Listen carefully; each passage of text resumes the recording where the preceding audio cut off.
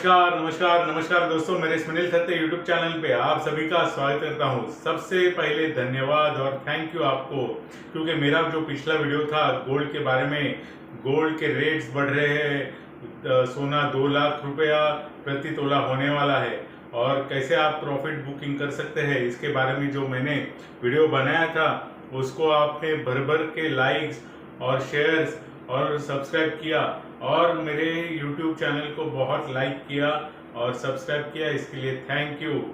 दोस्तों, आज का विषय मैं फिर से एक बार इन्वेस्टमेंट के बारे में लेके आया हूँ, लेकिन ये जो इन्वेस्टमेंट होगी वो लॉन्ग टर्म होगी। जी हाँ, सबसे पहले एक डिस्क्लेमर मैं देना चाहता हूँ कि किसी भी तरह का सुझाव या एडवाइस या इसमें किसी भी प्रकार की इन्वेस्टमेंट इस चीज में कीजिए या उस चीज में कीजिए, ऐसे मैं कुछ भी एडवाइस नहीं कर रहा हूँ। जो कुछ भी मार्केट की इंफॉर्मेशन है as per the educational purpose मैं ये वीडियो बना रहा हूँ। जो कुछ भी आपको सही लगे, आपकी नॉलेज हो और खुद का डिसीजन लेके जहाँ पे आपको इन्वेस्ट करना हो वहाँ पे आप कर सकते हैं, लेकिन अपने रिस्क पे।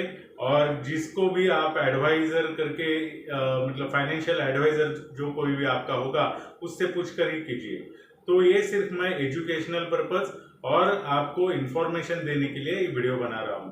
दोस्तों, तो आइए, बहुत ही बड़ा, रोचक और बहुत ही इंटरेस्टिंग टॉपिक है, क्योंकि हर किसी को पैसा चाहिए, हर किसी का पैसा बढ़ना चाहिए और प्रॉफिट किसको नहीं चाहिए।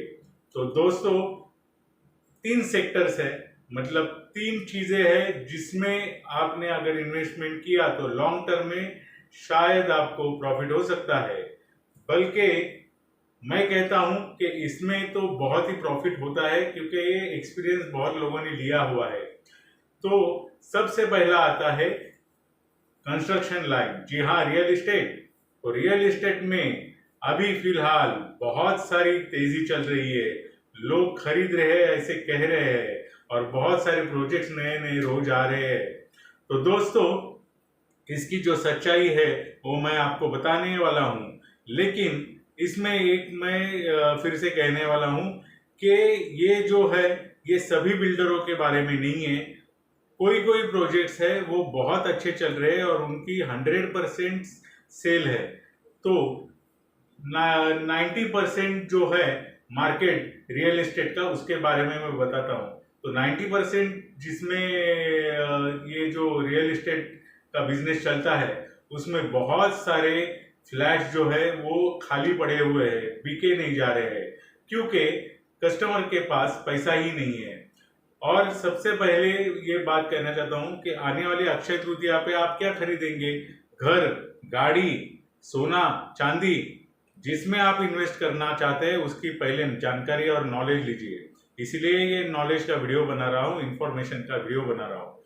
दोस्तों, रियल एस्टेट में आजकल बहुत तेजी आई हुई है, ऐसे माहौल है, लोग रीडेवलपमेंट पे रीडेवलपमेंट करते जा रहे हैं और रीडेवलपमेंट के प्रोजेक्ट में भी बहुत सारे, मतलब रीडेवलपमेंट के बाद जो ओल्ड रहने वाले हैं टेनेंट्स, वो तो आते ही है, लेकिन नए जो फ्लैट्स बिकने होते हैं वो कई बिल्डरों के बेचे नहीं जाते, तो वो खाली पड़े रहते हैं।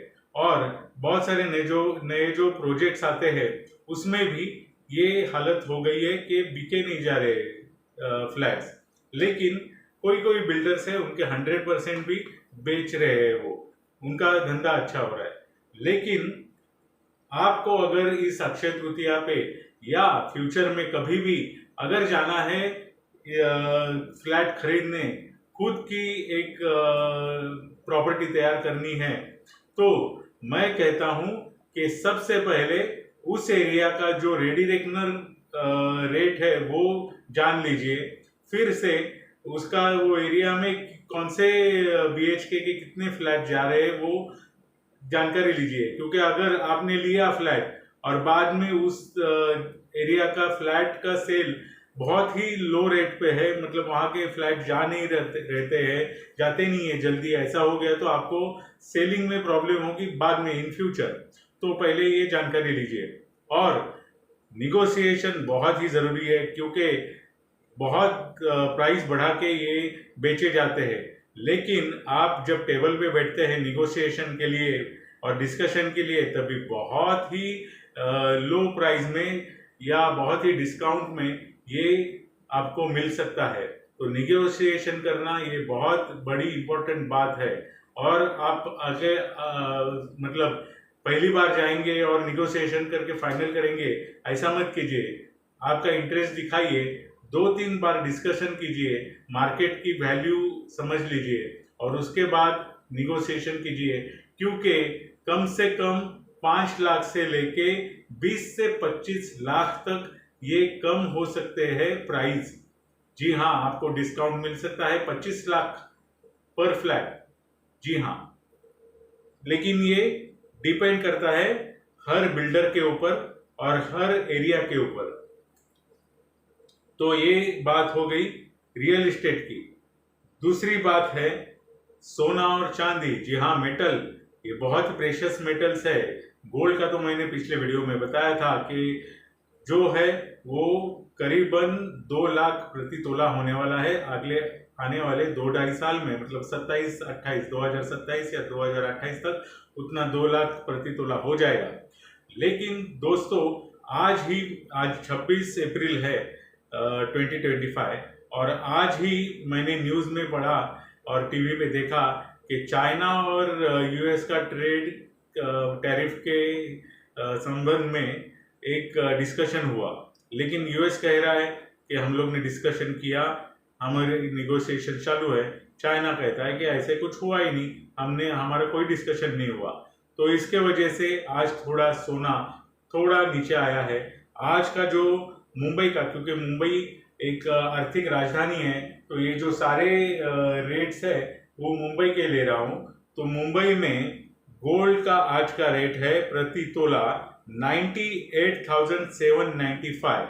जी हाँ, तो इस हिसाब, और चांदी का है, सिल्वर का है 1,09,000 रुपये पर KG.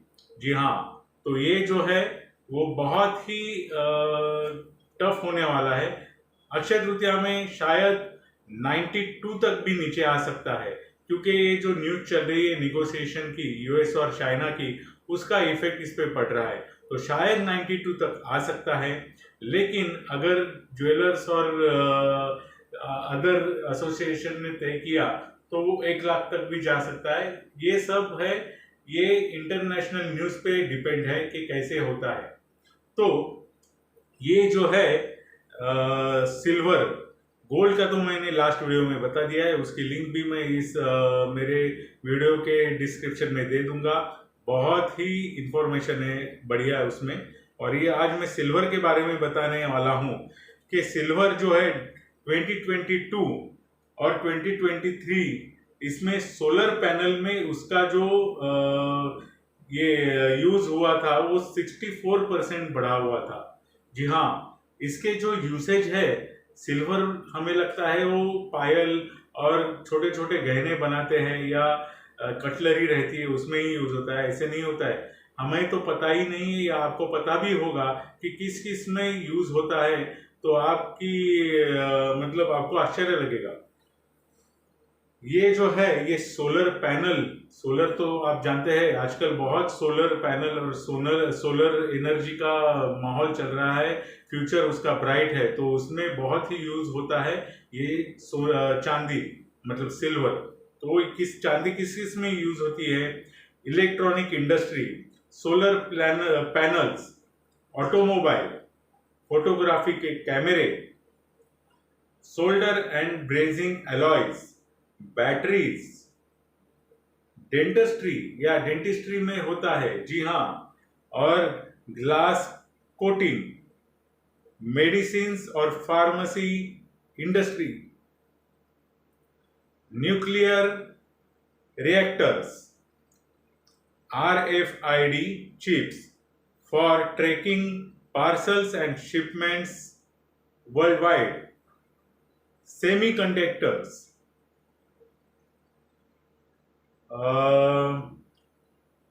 touch screens, water purifiers, wood preservatives, electric vehicles, और ये ऐसे बहुत सारे यूज है इसके लिए। इसका जो चांदी का मतलब सिल्वर का रेट बहुत बढ़ने वाला है। ऐसा कहते हैं कि जैसे गोल्ड अभी फर्स्ट हाफ में मतलब फर्स्ट 6 मंथ्स में बढ़ रहा है, वैसे ही चांदी आने वाले 2025 के जून से लेकर दिसंबर और 26 तक बहुत बढ़ने वाली है। अभी इंटरनेशनल जो कुछ भी डेवलपमेंट्स होते हैं टैरिफ के बारे में, उसके वजह से रेट्स थोड़े ऊपर नीचे हो जाएंगे। अगर नीचे आ गए तो आप जरूर बाय कर सकते हैं अगर आपकी इच्छा हो। तो मैं ये कहना चाहता था कि भले थोड़े से नीचे आ गए तो भी आप डरिए मत, क्योंकि सोना और चांदी बहुत बढ़ने वाला है और वो आप डिजिटल फॉर्म में भी ले सकते हैं। और चांदी का इतना यूज होता है और सोलर का इंडस्ट्री बहुत बढ़ने वाला है और बहुत सारे इलेक्ट्रिक कार्स भी आ रहे हैं, उसमें भी ये यूज होता है। तो इंडस्ट्रियल यूज के वजह से और नॉर्मल ऑर्नामेंट्स के यूज के वजह से चांदी बहुत ही तेजी से बढ़ने वाली है। लेकिन एक ही रिस्क है उसमें कि चांदी जब नीचे गिरती है तो उसका प्राइस वापस बढ़ने में बहुत साल लगते हैं। वैसे सोने का नहीं होता है, सोना तुरंत बढ़ जाता है। तो मेरे स्मिनिल खत्री यूट्यूब चैनल पे ऐसे ही मैं इन्वेस्टमेंट और बहुत सारी नॉलेज की, बिजनेस की नॉलेज की बहुत सारी वीडियोस करने वाला हूं। तो मेरे स्मिनिल खत्री यूट्यूब चैनल को सब्सक्राइब कीजिए, लाइक कीजिए और शेयर कीजिए। आपके सारे दोस्तों को मेरे वीडियोस भेजिए और सबका प्रॉफिट कीजिए। खुश रहे, हेल्दी रहे। All the best. God bless you. Thank you. धन्यवाद।